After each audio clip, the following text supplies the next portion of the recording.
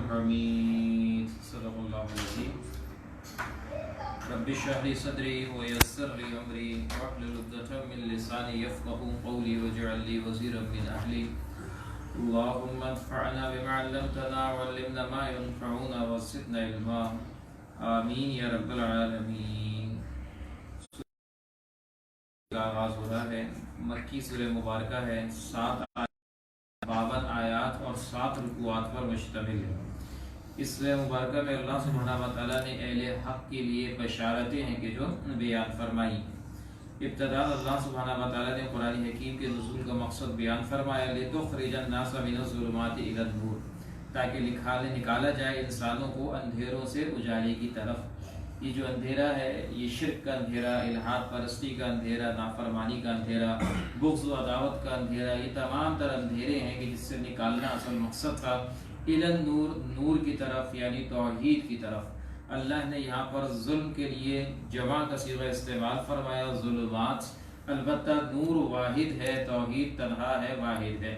اس کے بعد اللہ سبحانہ و تعالیٰ نے واضح فرما دیا کہ کافر قول ہے کہ جو ہلاک کیے جائیں گے وہ دنیا کی زندگی کو پسند کرتے ہیں آخرت کے مقابلے اور روکتے ہیں اللہ کے راہ سے اور تلاش کرتے ہیں اس میں کجی اور تیڑ، یہ وہ لوگ ہیں کہ جو کفر کرنے والے ہیں۔ پھر تبلیغ کی اولین مخاطب بیان فرمایا کہ جو ہم زبان لوگ ہیں وہ زیادہ حقدار ہیں کہ ان کو تبلیغ کی جا سکے۔ اس کے بعد اللہ کا خوف، اللہ کے دنوں کے حوالے سے کچھ بیان فرمایا، موسیٰ علیہ السلام کے معجزہ کا تذکرہ بیان فرمایا۔ پھر آل فرعون پر اللہ کے آنے والے عذاب کا تذکرہ بیان فرمایا۔ گویا التذکیر بھی ایام اللہ کا ذکر ہے کہ جو اشارتاً یہاں پر اللہ نے بیان فرمایا ہے۔ دوسرے رکوع کا آغاز ہوتا ہے، اللہ نے بیان فرمایا کہ دیکھو لئن شکرتم لازیدنکم، اگر تم شکر کرو گے تو اللہ تمہیں مزید عطا فرمائے گا، ولئن کفرتم ان عذابی لشدید، اور اگر تم ناشکری کرو گے، کفر کرو گے، شکرانے نعمت نہیں کرو گے تو اللہ سبحانہ و تعالیٰ پھر سخت عذاب دینے والا ہے۔ وہ ناشکری سے اللہ کا عذاب ہے کہ جو آیا کرتا ہے اور نعمتیں چھن جایا کرتی ہیں، اس کا تذکرہ اللہ نے بیان فرمایا۔ پھر رسولوں کی اپنے قوموں کے ساتھ کچھ کشمکش ہے کہ جو اللہ تعالیٰ نے بیان فرمایا۔ مزید اللہ نے بیان فرمایا کہ دیکھو وہ تو تمہیں بلاتا ہے تاکہ بخش دے تمہارے گناہوں کو اور مہلت دے تمہیں ایک مقررہ وقت تک۔ وہ اللہ سبحانہ و تعالیٰ یہاں لوگوں کو متوجہ کر رہے ہیں کہ اس کی طرف رجوع کرو، اللہ تمہارے گناہوں کو معاف کرنے والا ہے، اللہ تمہیں مہلت دینے والا ہے۔ ہم تو مائل بکرم ہے، کوئی سائل ہی نہیں، راہ دکھلائیں کسی راہ روے منزل ہی نہیں۔ وہ اللہ تو بلا رہا ہے لیکن لوگ اس کی طرف رجوع نہیں کر رہے۔ اس کے بعد رکوع نمبر 3 کا آغاز ہوتا ہے۔ اللہ نے رسولوں کی مدد فرمائی ہے، اللہ نے واضح فرما دیا، اللہ نے نافرمان قوموں کو برباد کر دیا کہ جو نافرمانی پر ڈٹی ہوئی تھی، اور پھر اللہ سبحانہ و تعالیٰ روز قیامت ان کو مزید دردناک عذاب ہے کہ جو عطا فرمائے گا۔ ایک تو عذاب دنیا کا عذاب ہے کہ جو ان کو تہس نہس کر دیا گیا، برباد کر دیا گیا، دوسرا عذاب آخرت کا عذاب ہے اور وہ اس سے شدید تر عذاب ہے، اللہ ہمیں محفوظ فرمائی۔ پھر اللہ نے واضح فرما دیا کہ دیکھو اخلاص سے جو خالی اعمال ہوتے ہیں اس کی مثال بیان فرمائی کہ جو حالت کفر میں یا دکھاوے کے لیے اعمال کر رہے ہیں، حرام مال سے کوئی نیکی کر رہے ہیں، تو ان کی مثال ایسی ہے کہ جیسے راکھ کا ڈھیر ہو، ہوا چلتی ہے تو اڑ جاتا ہے، اس کی کوئی اصل موجود نہیں ہوتی ہے۔ پھر اللہ نے واضح فرما دیا کہ اس کی پکڑ سے ڈرتے رہو، اس کی پکڑ بھی بڑی شدید ہے۔ دنیا دار قائدین کی پیروی کے اعتبار سے بیان فرمایا کہ جو دنیا دار قائدین ہیں وہ انسانوں کو برباد کر دیتے ہیں اور نافرمانی کی طرف لے جاتے ہیں۔ لوگ آنکھ بند کر کے اس کے پیچھے چلتے ہیں، چلو چلو ادھر چلو، چلو چلو ادھر چلو، اور آنکھ بند کر کے اس کی پیروی کر رہے ہوتے ہیں۔ اللہ نے بار بار 6 مرتبہ قرآن حکیم میں دنیا دار قائدین کا انسانوں کو نافرمانی کی طرف لے کر جانے والے ہیں۔ چوتھے رکوع کا آغاز ہوتا ہے، اللہ نے بیان فرمایا یہ جو شیطان ہے یہ سب سے بڑا شر کا لیڈر ہے۔ جس طرح دنیاوی قائدین اس کے چیلے ہیں، یہ اس کا بڑا لیڈر ہے کہ جو دھوکہ دیتا ہے، نافرمانی کی طرف لے کر جاتا ہے۔ کل وہ کہہ دے گا کہ میں نے تو صرف سبز باغ دکھائے تھے، میرا کوئی زور نہیں تھا، یہ اپنی مرضی سے آئے تھے۔ وہ یہ شیطان زبردستی کسی کو تو لے کر نہیں جاتا تھا نافرمانی کی طرف، یہ انسان ہے کہ جو اپنی خوشی سے جاتا ہے۔ وہ وہاں پر اعلان برات کر دے گا اور بولے گا کہ جو میں نے وعدہ کیا تھا وہ وعدہ دھوکے کے سوا کچھ نہ تھا۔ اس کے بعد آیت نمبر 24 سے لے کر 27 تک اللہ سبحانہ و تعالی نے بیان فرمایا کہ دیکھو اچھے کلمے بھی ہیں اور برے کلمے بھی ہیں، اچھے نظریات بھی ہیں اور برے نظریات بھی ہیں۔ بیان فرمایا الم تر کیف ضرب اللہ مثلا کلمۃ طیبہ، کیا نہیں آپ نے دیکھا کس طرح بیان کیا اللہ سبحانہ و تعالی نے کلمہ طیبہ کی مثال ایک درخت کی مانند ہو کہ جیسے کھجور کا مضبوط درخت ہو، اصلها ثابت، اس کی جڑیں بھی مضبوط ہو، وفرعها فی السماء، اور اس کی شاخیں آسمان تک پہنچ رہی ہو۔ یہ کلمہ طیبہ ہے کہ جس کی جڑیں بھی مضبوط ہوتی ہیں، جس کا تنا بھی مضبوط ہوتا ہے، کہ جو پھل بھی دیتے ہیں اور جو انسانوں کے لیے نفع بخش بھی ہوتا ہے۔ اس کے برخلاف اللہ سبحانہ و تعالی نے بیان فرمایا کہ دیکھو وَمَثَلُ كَلِمَةٍ خَبِيثَةٍ، اور کلمہ خبیثہ یعنی کلمہ شرک کی مثال ایسی ہے کہ جیسے کہ وہ ایک ناپاک قسم کی بیل ہو کہ جس کو اکھاڑ دیا جائے، وہ زمین کے اوپر ہوتی ہے، بظاہر تو وہ بڑی پھیلی ہوئی نظر آتی ہے لیکن اس کی اصل جڑ اور بنیاد بڑی کمزور ہوتی ہے۔ ایک ذرا شاخ اکھاڑ دی جائے تو پوری کی پوری بیل ہے کہ جو مرجھا جاتی ہے۔ یہ وہ کلمہ خبیثہ ہے، بظاہر تو بڑا پھیلا ہوا نظر آتا ہے، بڑی تیزی کے ساتھ پھیلتا ہے، ہر چیز کو ڈھانپ لیتا ہے، لیکن اس کی حقیقت نہیں ہے، گویا یہ تناور درخت کے مقابلے میں اس کی کوئی حیثیت نہیں ہے۔ اللہ نے اس کو مثال سے یہاں پر واضح فرما دیا۔ پھر اللہ نے بیان فرمایا یثبت اللہ الذین آمنوا بالقول الثابت، ثابت قدم رکھتا ہے اللہ ان لوگوں کو جو ایمان لائے قول ثابت کے ساتھ یعنی کلمہ توحید کے ساتھ، فی الحیات الدنیا، اس دنیا کی زندگی میں بھی، وہ فی الآخرہ، اور آخرت کی زندگی میں بھی، اور وہ گمراہ کرتا ہے ظالموں کو اور اللہ کرتا ہے جو وہ کرنا چاہتا ہے۔ گویا جو کلمہ توحید کو تھامنے والا ہے، جو اس نظریے کو تھامنے والا ہے، اس نظریے کو اپنی زندگی پر اپنانے والا ہے اور اس نظریے کے مطابق زندگی گزارنے والا ہے، اللہ دنیا میں بھی ثابت قدمی عطا فرمائے گا، اللہ آخرت میں بھی ثابت قدمی عطا فرمائے گا، اور اللہ اس کو کامیابی ہے کہ جو عطا فرمائے گا۔ 5ویں رکوع کا آغاز ہوتا ہے، اللہ نے واضح فرما دیا کہ دیکھو ناشکری کرنے والوں کا انجام کیا ہوا، قوم کے سرداروں نے پوری قوم کو تباہ و برباد کر دیا۔ اللہ نے بیان فرمایا ان کا مقام جہنم ہے۔ یہ جو ذمہ داری دی جاتی ہے یہ بڑی اہم ذمہ داری ہوتی ہے، جن کے رتبے ہیں سوا، ان کی سوا مشکل ہے۔ اگر اللہ نے دنیا میں کوئی اعلیٰ مرتبہ اور مقام عطا فرمایا، اللہ نے اگر بڑا بنایا، اللہ نے کوئی عہدہ عطا فرمایا، اللہ نے اگر قائدین میں بنا دیا، اللہ نے کوئی ذمہ داری عطا کر دی، تو یہ بہت بھاری ذمہ داری ہے۔ گویا اب نہ صرف تمہاری بلکہ جو تمہارے نیچے ضروریت ہے، جو تمہارے پیروکار ہیں، ان کی ذمہ داری بھی تمہارے اوپر ہے۔ گویا خود بھی نیک عمل کرو اور ان کو بھی نیکی کی طرف لے کر آؤ۔ اگر اللہ نہ کرے تم نافرمانی پہ چلے گئے تو نہ صرف اپنے گناہ کا وبال ہوگا بلکہ جو تمہارے پیروکار تھے ان کو بھی نافرمانی کا لانے کا وبال تمہارے سروں کے اوپر آئے گا۔ تو اس کی طرف اللہ نے متوجہ کیا ہے۔ اللہ نے واضح کر دیا روز قیامت کوئی لین دین، کوئی سفارش کام نہیں آئے گی۔ اس کے بعد اللہ نے بیان فرمایا کہ دیکھو اس کی بے شمار نعمتیں ہیں، زمین اور آسمان کی پیدائش ہو، بارش کا برسانا ہو، پانی سے طرح طرح کے پھل اور میووں کا پیدا کرنا ہو، کشتیوں کے ذریعے دریاؤں اور سمندروں میں سفر کا کرنا ممکن بنانا ہو، نہریں جاری کرنا ہو، سورج اور چاند کا نظام ہو، اسی طرح رات اور دن کا نظام ہو۔ اس کے بعد اللہ نے بیان فرمایا وَإِن تَعُدُّوا نِعْمَةَ اللَّهِ لَا تُحْصُوهَا، تم اللہ کی کن اللہ کی نعمتوں کا شمار نہیں کر سکتے، ان گنت نعمتیں ہیں، لا تعداد نعمتیں ہیں۔ وَإِن تَعُدُّوا نِعْمَةَ اللَّهِ لَا تُحْصُوهَا، تم نعمتوں کو شمار کرنا چاہو بھی تو شمار نہیں کر سکتے۔ وہ اللہ سبحانہ و تعالی ہے۔ 6 رکوع کا آغاز ہوتا ہے ابراہیم علیہ السلام کی کچھ عاجزانہ مناجات ہے کہ جو اللہ سبحانہ و تعالی نے بیان فرمائی ہے۔ اللہ نے یہاں پر واضح فرما دیا کہ ابراہیم علیہ السلام نے اپنے رب کو پکارا ہے اور شہر مکہ کے لیے دعا ہے کہ جو کی ہے، اس کے بعد اپنی اولاد کے لیے بھی دعا کی کہ اللہ ہمیں ان بتوں کی عبادت سے محفوظ رکھنا، یعنی شرک سے ہمیں محفوظ رکھنا۔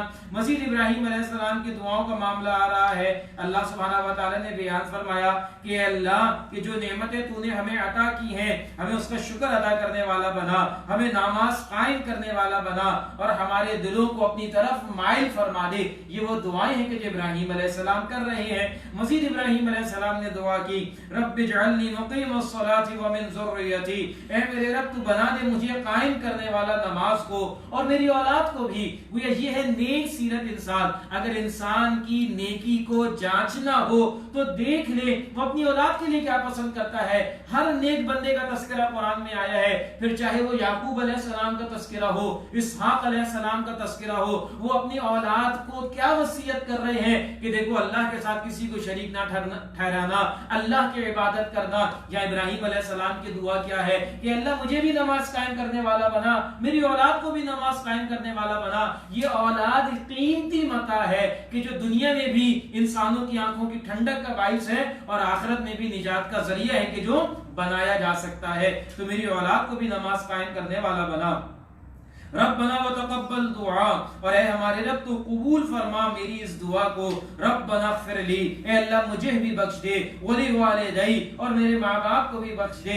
ये है सलीमुल फितरत इंसान, अपने वालिदैन के एहसानात को भूल नहीं जाता बल्कि उनको भी दुआओं में याद रखता है। वलिल मुअमिनीन, और तमाम अहले ईमान की मग़फ़िरत फरमा दे। अल्लाह के नबी अलैहिस्सलाम ने फरमाया कि अगर कोई अपने भाई के लिए उसके गैब में दुआ करता है, उसकी मग़फ़िरत की दुआ करता है, तो अल्लाह के फरिश्ते उस बंदे की मग़फ़िरत के लिए दुआ करते हैं। तो गोया हमें ये यकीन होना चाहिए कि अगर हम अपने मोमिन भाइयों के लिए दुआ कर रहे हैं तो इंशाअल्लाह अल्लाह हमारे हक में भी इन दुआओं को कबूल फरमाएगा। वलिल मुअमिनीन, और तमाम मोमिनों की मग़फ़िरत फरमा। यौम यक़ूमुल हिसाब, जिस दिन कायम होगा हिसाब, गोया वो है असल हार और जीत का दिन, वो है असल हिसाब का दिन। ऐ अल्लाह उस दिन की सख्ती से हमें महफूज फरमा। 7वें रुकू का आगाज होता है, रोज़े क़यामत नाफरमानों का क्या हाल होगा। अल्लाह ने बयान फरमाया, खौफ के मारे उनकी आंखें पथरा जाएंगी, वो सर उठाए मैदान महशर की तरफ दौड़ रहे होंगे, उनके दिल दहशत से लरस रहे होंगे और वो इल्तिजा करेंगे एक मौके पर कि मुझे एक मौका और अता कर दे। ये कैफियत होगी नाफरमानों की। फरमाबरदार तो मानते थे ना, उनके लिए कोई अनहोना दिन नहीं होगा। जब उनको खड़ा किया जाएगा उनको यकीन और उम्मीद होगी कि ये दिन तो आने वाला है, अल्लाह के सामने हाजिर होना है। वो पूरे पुरुम्मीद होकर वहां पर हाजिर होंगे और नेक अमाल किए होंगे तो यकीनन वो इस दिन का इंतजार कर रहे होंगे कि आज वो दिन है कि जिस दिन अल्लाह हमारे गुनाहों को बख्शेगा और हमें जन्नत में दाखिल फरमाएगा। तो उसका तस्करा है कि जो अल्लाह ने बयान फरमाया। फिर अल्लाह ने बयान फरमाया कि देखो रसूलुल्लाह सल्लल्लाहु अलैहि वसल्लम इस्तकामत का पहाड़ बने खड़े हुए हैं। मुशरिकीन मुखालिफीन आपकी जड़ों को हिलाना चाहते हैं, आपकी दावत में रोड़े अटकाना चाहते हैं, आपकी तौहीद की तबलीग में रुकावटें पैदा करना चाहते हैं। लेकिन ये अल्लाह के रसूल हैं कि जो इस्तकामत का पहाड़ बने खड़े हैं। ये आज मेरे और आपके लिए इसके अंदर बहुत बड़ी निशानी है। अगर हम निस्बत जोड़ते हैं अपनी मोहम्मद रसूलुल्लाह से सल्लल्लाहु अलैहि वसल्लम, तो हमें उनकी सीरत से इस सिफत को भी अपनाना पड़ेगा और अपने ईमान को मजबूत रखते हुए इस तौहीद के मैदान के अंदर, इस दावत और तबलीग के मैदान के अंदर, इस इकामत के मैदान के अंदर अपने कदमों को जमाना पड़ेगा और हर आने वाले मसाइब और परेशानी पर इस्तकामत दिखानी पड़ेगी। यही बंदे मोमिन का तर्ज अमल है। फिर बयान फरमाया, रोज़े क़यामत आसमान और जमीन बदल दिए जाएंगे। ये जो जमीन और आसमान है, कल जब महशर का दिन होगा, कल जब हाजिरी होगी, तो ये जमीन और आसमान बदल दिए जाएंगे। गोया न इसमें पहाड़ होंगे, न दरिया होगा, न सहरा होंगे, न जंगलात होंगे, बल्कि चटियल मैदान होंगे कि जहां तमाम इंसानों को खड़ा कर दिया जाएगा। अल्लाह ने बयान फरमाया कि देखो कुरान हकीम को नाजिल करने का मकसद क्या है। हाज़ा बलागुल लिन्नास, ये कुरान पैगाम है लोगों के लिए। वलियुनज़िरु बि, और ताकि वो डराए जाए इसके जरिए। वलियअलमु अन्नमा हुआ, और ताकि वो जान ले कि सिर्फ वही अल्लाह इलाहु वाहिद माबूद है। वलियज़्ज़क्करा उलुल अलबाब, और ताकि नसीहत हासिल करे अक्ल वाले लोग। कुरान को नाजिल करने के बुनियादी मकासद ये बयान फरमाए हैं कि कुरान क्यों नाजिल किया, ताकि इस पैगाम को लोग जान लें, इसके जरिए नाफरमानों को डराया जाए, इसके जरिए अहले ईमान के ईमान को मजबूत किया जाए, इसके जरिए अल्लाह की तौहीद पैदा की जाए, इसके जरिए अल्लाह की नसीहत हासिल की जाए। ये वो बुनियादी मकसद हैं इस कुरान को नाजिल करने के। उसके बाद सूरह ہجر کا آغاز ہوتا ہے. یہ سورہ مبارکہ 6 رکوع اور 99 آیات پر مشتمل ہے. اللہ سبحانہ و تعالی نے ایمانیات کا مؤثر بیان اس میں فرمایا ہے. ایمانیات ثلاثہ گویا توحید، رسالت اور آخرت کا بیان ہے، اور قصہ آدم و ابلیس بھی اللہ نے اس میں بیان فرمایا ہے. بسم اللہ الرحمن الرحیم. ابتداً اللہ نے واضح کر دیا کہ دیکھو یہ آیتیں ہیں واضح قرآن کی کہ جس کو اللہ سبحانہ و تعالی نے بیان فرمایا ہے. پھر مزید بیان فرمایا کاش ہم بھی مسلمان ہوتے. آیت نمبر 2 کی تفسیر میں اس سورہ مبارکہ کی اس آیت کے اعتبار سے ترمذی شریف کی روایت ہے. صحابہ بیان فرماتے ہیں کہ جب توحید کا عقیدہ رکھنے والے جہنم سے نکالے جائیں گے تو وہاں پر کفار آرزو کریں گے کہ کاش ہم بھی مسلمان ہوتے. گویا توحید کا عقیدہ جس کے دل کے اندر ہو، وہ نبی رحمت علیہ السلام کی روایت موجود ہے نا کہ جس نے ایک مرتبہ بھی صدق دل کے ساتھ کلمہ توحید پڑھا ہو اس کو بالآخر جہنم سے نکال لیا جائے گا اور جنت میں داخل کر دیا جائے گا. یہاں پر اس بات کو سمجھ لیجئے کہ ایسا نہ ہو کہ ہم پر امید ہو جائیں کہ ہمیں تو جنت ہی میں جانا ہے. ذرا سوچے تو صحیح، وہ آگ کے اس کے اوپر ہم گزارا کر سکتے ہیں جو نار اللہ الموقدہ، اللہ کی بھڑکائی ہوئی آگ ہو. دنیا کی جلتی ہوئی ماچس کی تیلی ہم برداشت نہیں کر سکتے، تو وہ اللہ کی بھڑکائی ہوئی آگ اللہ ہمیں محفوظ فرمائے. آگے ہم سمجھیں گے کہ وہاں مستقل ٹھہرنا اور تھوڑا ٹھہرنا یہ دونوں ہی انتہائی برا ہے، لیکن بالآخر اللہ اہل ایمان کو وہاں سے نکال لے گا. اس موقع پر کفار یہ آرزو کریں گے کاش ہم بھی کلمہ پڑھ لیتے اور اس عذاب سے ہمارا چھٹکارا ہو جاتا. لیکن آج حسرت کے سوا اور ان کے لیے کوئی معاملہ نہ ہوگا. نافرمانوں کے لیے اللہ نے بیان فرمایا کہ اللہ نے عذاب کا وقت ہے کہ جو طے کر رکھا ہے. مزید اللہ نے بیان فرمایا اِنَّا نَحْنُ نَزَّلْنَا الذِّكْرَ وَإِنَّا لَهُ لَحَافِظُونَ. بے شک ہم ہی نے اس قرآن کو نازل کیا اور ہم ہی اس کی حفاظت کرنے والے ہیں. اس قرآن کا نزول من جانب اللہ ہے. اس قرآن کی حفاظت قلب محمد صلی اللہ علیہ وسلم میں من جانب اللہ ہے. اس قرآن کا پیغام عام کرنا من جانب اللہ ہے. اس قرآن کی تفسیر کو بیان کرنا صاحب قرآن علیہ السلام کے ذریعے من جانب اللہ ہے. اس قرآن کے مصحف کو، اس کے پیغام کو تا قیامت محفوظ رکھنا من جانب اللہ ہے. وہ اللہ نے اس کی حفاظت کا ذمہ لیا ہے، اور یقیناً اللہ نے جس کا ذمہ لے لیا دنیا کی طاقت مل کر چاہے اس میں تبدیلی کرنا تو تبدیل نہیں کر سکتی.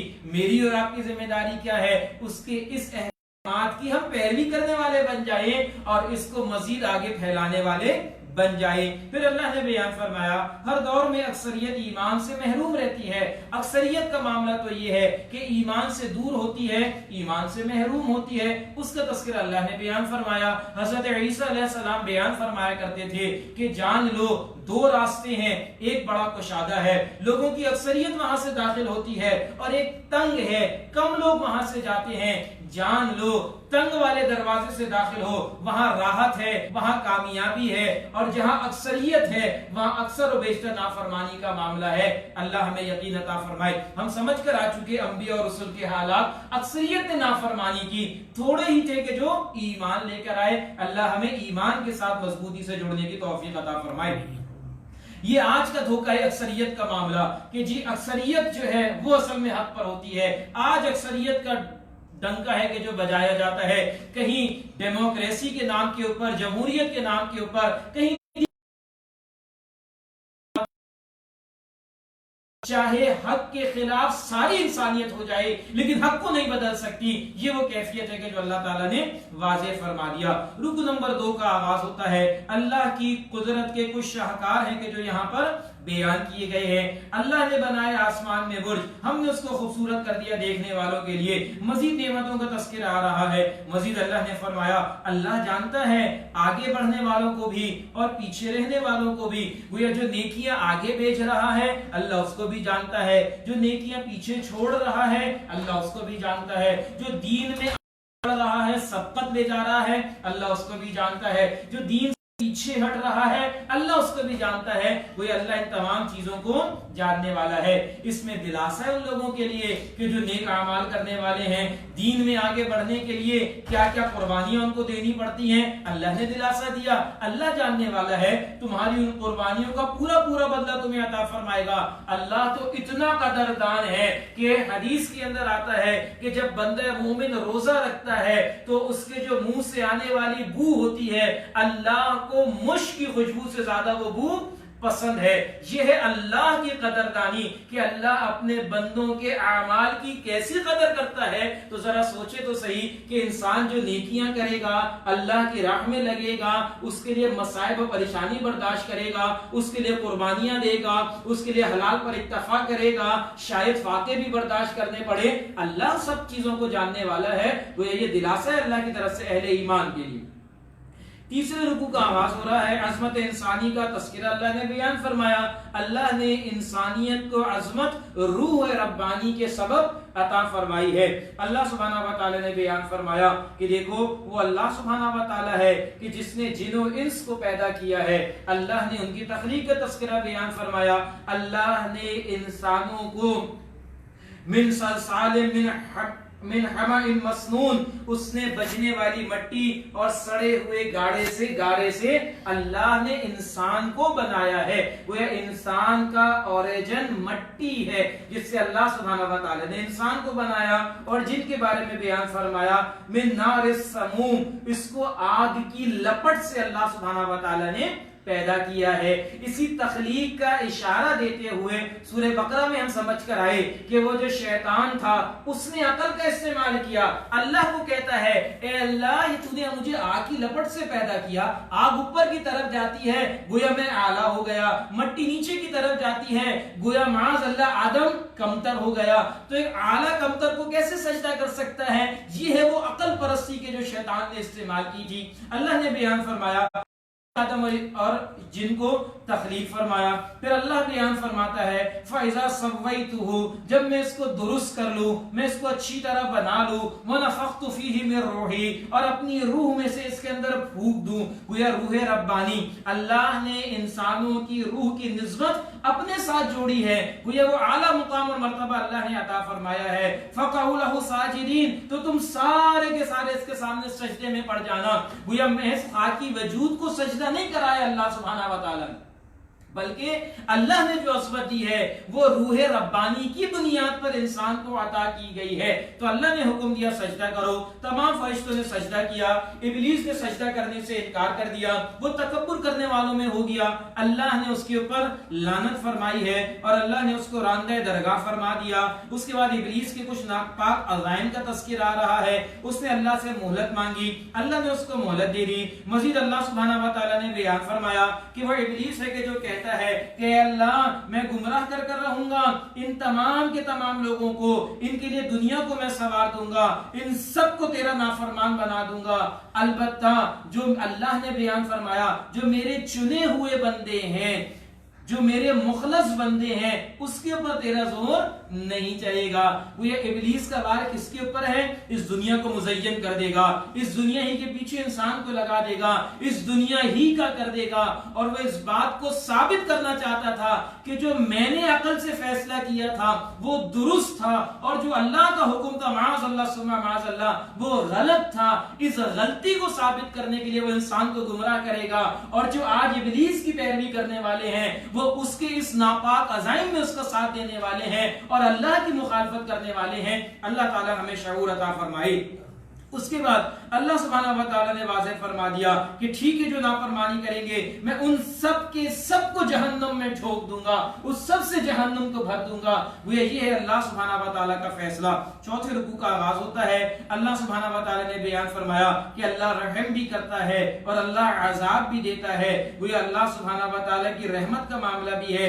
نبی عبادی انی انا الغفور الرحیم، اے پیغمبر خبر دے دیجئے میرے بندوں کو کہ یقیناً میں بہت زیادہ بخشنے والا اور نہایت رحم کرنے والا بھی ہوں، البتہ وَأَنَّ عَذَابِي هُوَ الْعَذَابُ الْعَلِيمُ، اور بلا شبہ میرا عذاب بھی بہت دردناک عذاب ہے.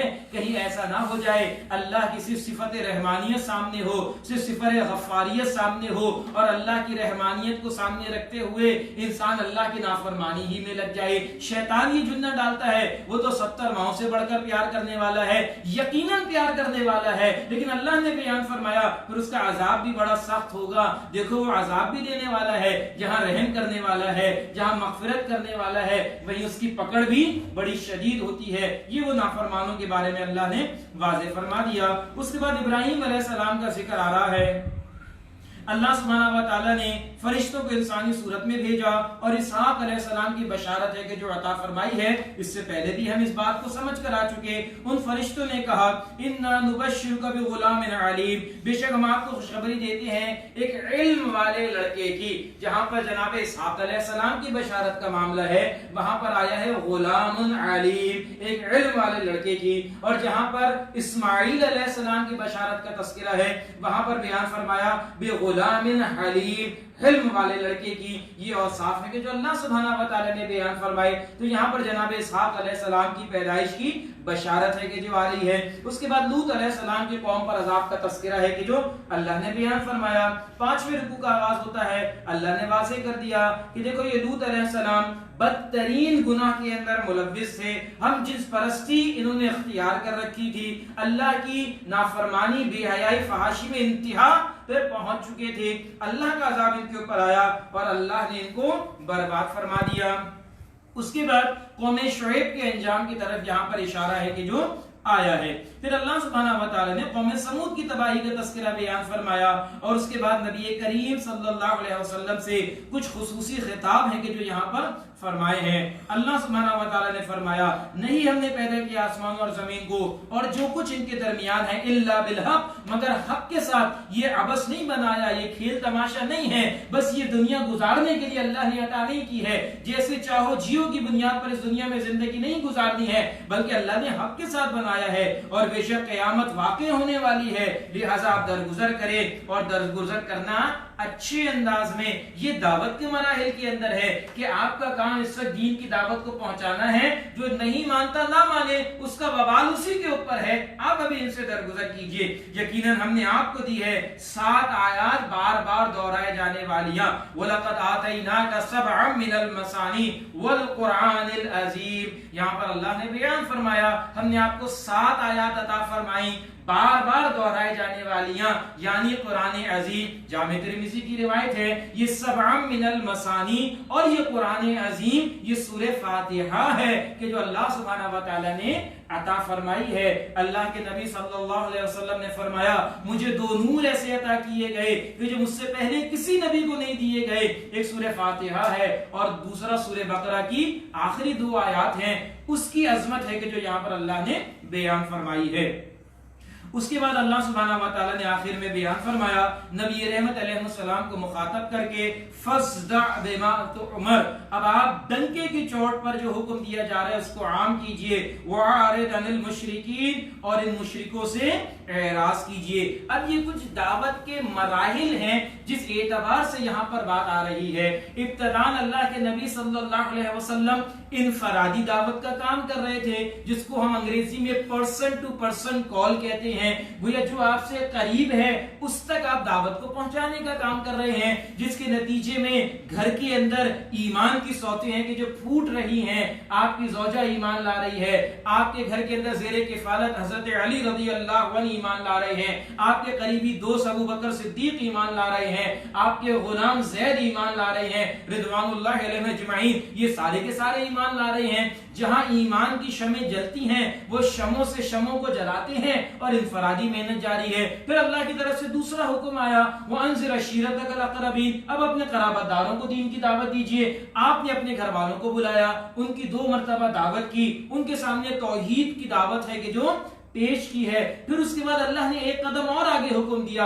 اب حکم آ رہا ہے فَاصْدَعْ بِمَا تُؤْمَرُ. اب ڈنکے کی چوٹ پر کھل کر حکم دیجئے کہ جو اللہ نے آپ کو تعلیمات عطا کی ہیں. نبی رحمت علیہ السلام کو صفا پر کھڑے ہوئے ہیں, مکے والوں کو بلایا ہے اور اللہ کی توحید کی دعوت ہے کہ جو پیش کی ہے اور پہلے اپنی صداقت کی گواہی ہے کہ جو ان سے لی ہے. اس کا اشارہ ہے کہ جو یہاں پر आ रहा है। आखिर में बयान फरमाया फसब्बिह बिहम्दि रब्बिक, चुनांचे आप तस्बीह बयान करें अपने रब के हम के साथ। ये सारी जिम्मेदारियां अपनी जगह पर, बाहर निकलकर दावत और तबलीग का काम अपनी जगह पर, वो मसाइब और परेशानी अपनी जगह पर, लोगों के सवालात अपनी जगह पर, लोगों की रुकावटें अपनी जगह पर, वो तकालीफ अपनी जगह पर, लेकिन आपका ताल्लुक रब के साथ क्या होना चाहिए? आप रब की हम्द व सना करते रहिए। वकुम मिनस साजिदीन, और आप हो सजदा करने वालों में से। गोया अपना जाती ताल्लुक रब से मजबूत रखना, जिसको ताल्लुक मा अल्लाह कहा जाता है। एक शख्स अगर किसी मुल्क का नुमाइंदा हो, वहां का एम्बेसडर हो, तो अपने मुल्क के साथ वो हर वक्त राब्ते में रहता है, ताकि वहां की पॉलिसीज, वहां के जो नजरियात हैं, वहां के जो अफकार हैं, वहां के जो अहकामात हैं, वो हरदम इस तक फौरी तौर पे पहुंचता रहे, और ये आगे नुमाइंदगी है कि जो अपने मुल्क की करता रहे। एक बंदा मोमिन अल्लाह का नुमाइंदा होता है, अल्लाह का एम्बेसडर होता है, नबी रहमत अलैहिस्सलाम की तरफ से नुमाइंदगी करने वाला होता है। उसका ताल्लुक अल्लाह के साथ मजबूत होना और नबी की सुन्नत के साथ जुड़ा हुआ होना, ये इंतहाई जरूरी है। तो दीन के काम करने वालों के लिए बिलखुसूस और तमाम अहले ईमान के लिए बिलउमूम अपने रब से ताल्लुक को मजबूत रखना, ये इंतहाई अहम तरीन शय है कि जिसमें अक्सर व बेशतर कमी हो जाया करती है। तो बयान फरमाया अपने रब की हम्द सना कीजिए, अपने रब के सामने सजदा कीजिए। वअबुद रब्बका हत्ता यातियकल यकीन, और अपने रब की इबादत करें यहां तक कि यकीन आ जाए। और यकीन के बारे में हदीस में आता है कि ये मौत है। गोया तब तक अल्लाह की इबादत करते रहो तब जब तक मौत ना आ जाए। गोया ये जिंदगी अपने रब की बंदगी में इसको लगा दो और इसको खपा दो। ये है असल मकसद कि जो यहाँ पर अल्लाह सुब्हानहू व तआला ने बयान फरमाया है। उसके बाद सूरह नहल का आगाज होता है। ये सूरह मुबारक 16 रुकुआत और 128 आयात पर मुश्तमिल है। इस सूरह मुबारक में अल्लाह सुब्हानहू व तआला ने अपनी नेमतों और कुदरतों का बयान है कि जो किया है। बिस्मिल्लाहिर्रहमानिर्रहीम, अता अम्रुल्लाहि फला तस्तअजिलू, आ पहुंचा अल्लाह का हुक्म, सो ना तुम इससे जल्दी तलब करो। अब मुशरिकीन का मामला क्या था? ये मुशरिकीन नबी रहमत अलैहिस्सलाम से कहा करते थे, जिन अजाब की आप हमें धमकियां देते हैं जरा लेकर तो आए उन अजाब को। अब ये वो कैफियत है जिसका वो मुतालबा किया करते थे। अल्लाह ने मुतवज्जा किया कि देखो ये मुशरिकीन दो टोक फैसले का ऐलान करते हैं। अल्लाह सुब्हानहू व तआला का अजाब बड़ा शदीद है, जब वो अजाब आया करता है तो किसी को नहीं बचाया जाता, उसकी तरफ इशारा है कि जो आ रहा है। फिर अल्लाह सुब्हानहू व तआला ने बयान फरमाया अन्नहु ला इलाहा इल्ला अना फत्तकून, कि बेशक नहीं कोई माबूद मगर मैं ही, सो तुम मुझसे डरो। गोया अल्लाह का तकवा पैदा करो, अल्लाह का डर अपने अंदर पैदा करो। यहाँ पर रुककर इस बात को भी समझ लीजिए, बार बार अल्लाह डर का तस्करा करता है। एक डर होता है किसी के खौफ की वजह से, और एक डर होता है किसी की अकीदत और मोहब्बत की वजह से कि कहीं वो महबूब नाराज ना हो जाए। वो डर इंसान के दिल के अंदर मौजूद होता है। वो अल्लाह के जो इंसानों का सबसे बड़ा मोहसिन है, जो इंसानों की तमाम जरूरियात को पूरा करने वाला है, जो इंसानों के तमाम मामलात को पूरा करने वाला है, वो खालिक कायनात, वो रब हकीकी कहीं नाराज ना हो जाए, कहीं हमारे अमल से, हमारे मामलात से, हमारी सोच से, हमारे कदमों से, हमारे आमाल से वो रब नाराज ना हो जाए। उसकी नाराजगी का डर असल में तकवा है, कि उसका डर इंसान के दिल के अंदर हो कि मेरा रब मुझसे नाराज ना हो जाए, कहीं मेरा रब मुझसे ना रूठ जाए, कहीं मेरा रब मुझसे चेहरा ना मोड़ ले। ये डर इंसान के अंदर हो, इस डर के एहसास का नाम ही असल में तकवा है। और अल्लाह के नबी सल्लल्लाहु अलैहि वसल्लम ने अपने कल्बे मुबारक की तरफ इशारा करके फरमाया अत्तक़वा हाहुना, अत्तक़वा हाहुना, अत्तक़वा हाहुना। ये तकवा इस दिल के अंदर होता है। गोया इस एहसास के साथ जिंदगी गुजारना, मसाजिद में भी, घरों में भी, बाजारों में भी, दुकानों में भी, कारोबार में भी, ऐवानों में भी, गोया पूरी जिंदगी इस एहसास के साथ गुजारना कि मेरा रब मुझसे नाराज ना हो जाए, ये असल में तकवा है। तो बयान फरमाया कि देखो मेरा ही तकवा इख्तियार करो और सिर्फ मुझी से डरो। उसके बाद अल्लाह ने अपनी तख्लीक के कुछ शाहकार हैं कि जो यहाँ पर बयान फरमाए हैं। अल्लाह ने इंसान को नुत्फे से पैदा किया, फिर अल्लाह सुब्हानहू व तआला ने चौपायों को पैदा किया, उसमें तुम्हारे लिए कई फायदे हैं। चौपाई अल्लाह की बहुत बड़ी नेमत है, इंसान खाता भी है, इंसान लिबास की जरूरियात भी पूरा करता है, इंसान को अल्लाह ने उसके जरिए दूध भी अता फरमाया है, کئی فوائد ہیں کہ جو اللہ سبحانہ و تعالیٰ نے عطا کیا. سواری کے لیے بھی استعمال ہوتا ہے. گویا کئی فوائد ہیں کہ جو اللہ نے اس کے اندر رکھے ہیں. اس کے بعد رکوع نمبر 2 کا آغاز ہوتا ہے. کچھ پانی کے برکات اللہ نے بیان فرمائے. اللہ نے آسمان سے پانی نازل کیا تمہارے لیے, تم اس سے پیتے ہو, تمہارے درخت کی جڑوں کے اندر جاتا ہے, درخت بڑھتے ہیں, اسی طرح اس سے مزید فصل ہے کہ جو اگتی ہے, تمہارے جانور چرتے ہیں. یہ تمام تر ضروریات کو اللہ نے اس بارش سے پورا کر دیا. پھر اللہ نے بیان فرمایا کہ دیکھو یہ تمام نعمتیں اللہ نے تمہارے لیے پیدا کی ہیں, لیکن تمہیں اللہ سبحانہ و تعالیٰ نے اپنے لیے پیدا کیا ہے.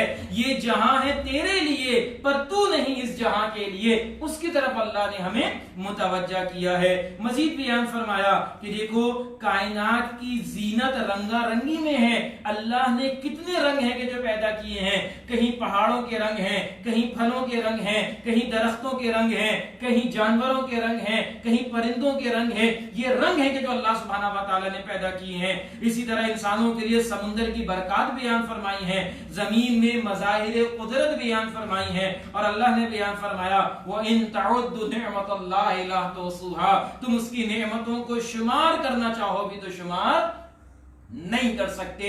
اللہ ہمیں یقین عطا فرمائے. گویا اتنی نعمتیں دینے والا, اس کی نعمتوں کو سامنے رکھتے ہوئے, اس کی احسان مندی کو سامنے رکھتے ہوئے اس کی کامل اطاعت کرنا, یہ ہے اصل میں بندگی جس کا اللہ سبحانہ و تعالیٰ مطالبہ کرتا ہے.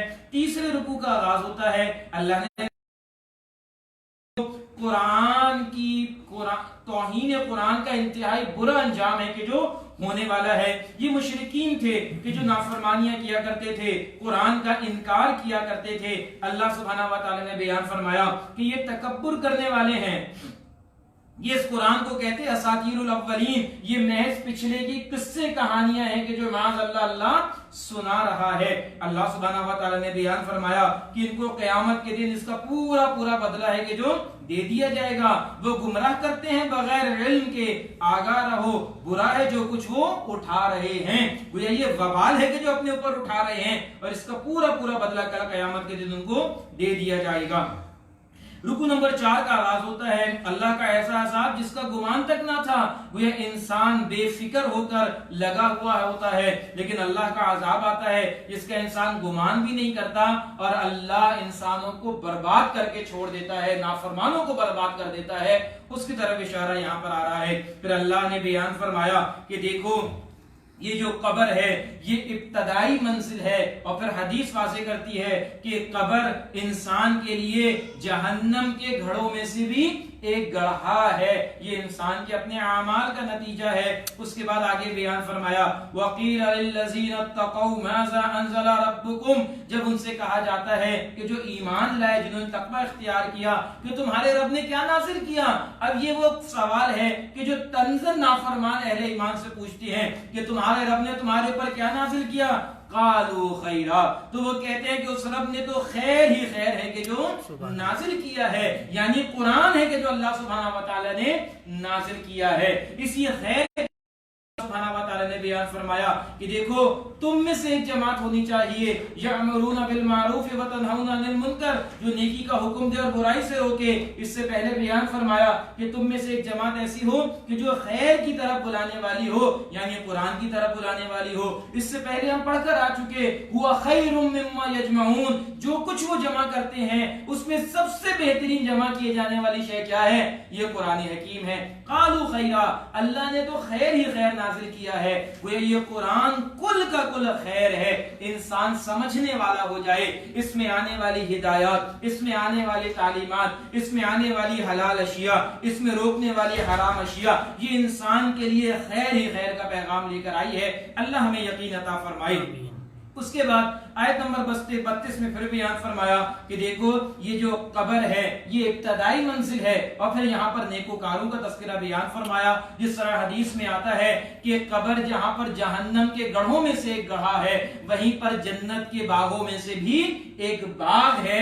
اللہ ہمارے لیے اس قبر کو جنت کا باغ بنا دے, لیکن اس کے لیے عمل کرنا پڑے گا, اس کے لیے رب کو راضی کرنا پڑے گا. یہ کوئی آسان معاملہ تو نہیں ہے نا. دنیا کی ایک وقت کی روٹی حاصل کرنے کے لیے انسان کو خون پسینہ بہانا پڑتا ہے, قربانیاں دینی نہیں پڑتی ہیں تو وہ چاہے کہ جنت یوں ہی گھر بیٹھے مل جائے، یوں ہی آرزو پر مل جائے، اللہ تعالی ہمیں عمل کرنے کی توفیق عطا فرمائے۔ پھر بیان فرمایا نافرمانوں کو کس بات کا انتظار ہے، وہ کس چیز کا انتظار کر رہے ہیں۔ ہر وہ عذاب، ماضی میں بھی مجرموں کی یہی روش رہی ہے، آخر کار ان کے اوپر اللہ کا عذاب ہے کہ جو آ کر رہا ہے، اور وہ اس کو مذاق سمجھ رہے تھے کہ یہ جو وعیدیں ان کے سامنے آ رہی ہیں اس کو یہ مذاق سمجھ رہے تھے، بالآخر اللہ کا عذاب ہے کہ جو ان کے اوپر آیا ہے۔ 5ویں رکوع کا آغاز ہوتا ہے، شرک کے لیے خوشنما جواز ہے کہ جو انہوں نے پیش کیا کہ اے اللہ اگر تو چاہتا تو ہم شرک نہ کرتے اور ہمارے باپ دادا بھی شرک نہ کرتے۔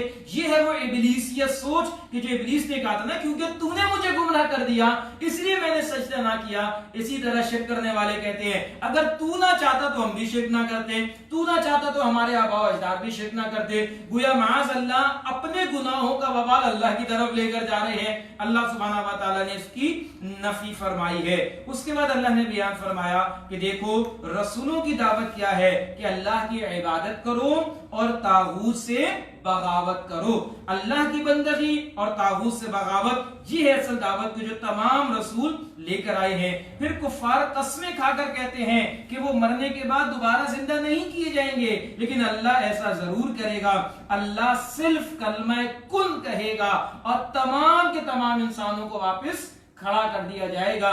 یہ اللہ سبحانہ و تعالیٰ کی قدرت کا معاملہ۔ چھٹے رکوع کا آغاز ہوتا ہے، یہاں پر کچھ ہجرت حبشہ کی طرف اشارہ آ رہا ہے۔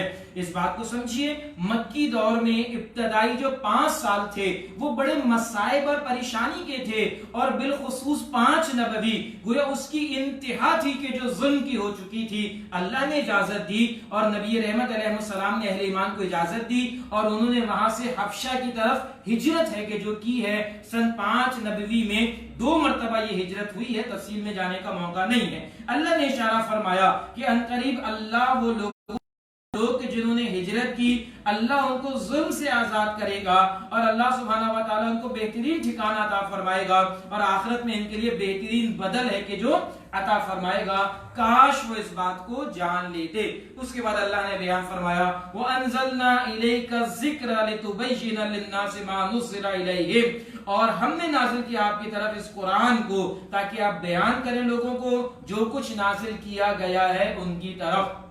گویا یہ قرآن کی وضاحت نبی رحمت علیہ السلام نے دی ہے۔ جس طرح بات آئی تھی اللہ نے نہ صرف قرآن کی حفاظت کا ذمہ لیا بلکہ نبی رحمت علیہ السلام کے اقوال، آپ کی تفاسیر کہ جو احادیث کہلاتی ہیں اس کے ذریعے اللہ نے اس قرآن کی وضاحت ہے کہ جس کو بیان کیا ہے اور اللہ نے اس کو بھی محفوظ فرمایا ہے۔ پھر اللہ کے عذاب سے ہر وقت ڈرتے رہو، اللہ نے متوجہ کر دیا، اور ہر شے ہی نہیں بلکہ اس کا سایہ بھی اللہ کو سجدہ کرتا ہے۔ گویا صرف شے نہیں، یہ سجدہ بھی اللہ کا فرما بردار ہے اور اسی کو سجدہ کرنے والا ہے۔ اس کے بعد 7ویں رکوع کا آغاز ہوتا ہے۔ اللہ سبحانہ و تعالیٰ نے واضح کر دیا 2 معبود نہ بناؤ، اللہ کو بھی معبود مانتے ہو اور اس کے ساتھ کسی اور شے کو بھی معبود بنا لیتے ہو۔ کبھی خواہش نفس معبود بن جاتا ہے، کبھی بیوی، کبھی بچے، کبھی مال، کبھی دولت، کبھی قوم، کبھی اولیاء اللہ معبود بن جاتے ہیں۔ گویا ان کو معبود نہ بناؤ، صرف ایک اللہ ہی کو معبود بناؤ۔ ہر نعمت اللہ ہی کی عطا کرتا ہے۔ مشرکین مکہ کی بے انصافی کا تذکرہ ہے، وہ بیٹوں کو تو پسند کرتے تھے اور بیٹیوں کو ناپسند کرتے تھے۔ کسی کو اللہ بیٹی دے دیتا تو ان کا چہرہ سیاہ ہو جاتا تھا، وہ شرمندہ ہوتا تھا اور سوچتا تھا کہ ذلت کے ساتھ اس کو رکھوں یا اس کو دفنا دوں۔ اللہ نے متوجہ کیا یہ کیسی بات ہے، یہ ناانصافی کی بات ہے، یہ ظلم کی بات ہے کہ جو تم کرتے ہو۔ 8ویں رکوع کا آغاز ہو رہا ہے۔ اللہ سبحانہ و تعالیٰ نے بیان فرمایا اللہ کی رحمت نہ ہوتی تو ہم سب کے سب تباہ ہو جاتے۔ یہ اللہ کی رحمت ہے کہ جو نافرمانی کے باوجود بھی اللہ ہمیں روکے ہوئے اور مہلت ہے کہ جو عطا کر رہا ہے۔ شیطان انسان کو اللہ کی رحمت کی امید دلا کر گناہ کی طرف اکساتا ہے۔ ہم سمجھ کر آئے نا اللہ جہاں رحیم ہے وہیں اس کی پکڑ بھی بڑی شدید ہے۔ شیطان صرف رحمت کی امید دلاتا ہے اور کہتا ہے گناہ کرتے جاؤ اللہ معاف کر دے گا۔ اسی شیطان کی چال ہے کہ جو بیان فرمائی پھر اللہ نے واضح کر دیا قرآن کی فیصلہ کن وضاحت حدیث نبوی ہے صلی اللہ علیہ وسلم کے جو کرتی ہے، ورنہ یہ قرآن تو موم کی ناک بن جائے، اس کو جدھر چاہے انسان موڑ لے، اس کی فیصلہ کن وضاحت کون ہستی کرے گی؟ محمد رسول اللہ صلی اللہ علیہ وسلم جو فیصلہ انہوں نے فرما دیا وہی برحق ہے، وہی دین ہے، وہی شریعت ہے، اور اسی میں تمام انسانوں کی کامیابی ہے۔ اللہ سبحانہ و تعالی ہمیں یقین عطا فرمائے، اور اللہ تعالیٰ اس کلام کے احکامات کے مطابق ہمیں زندگی گزارنے کی توفیق عطا فرمائے۔ اقول قولی ھذا واستغفر اللہ لی ولکم ولسائر المسلمین والمسلمات، سبحانک اللہم و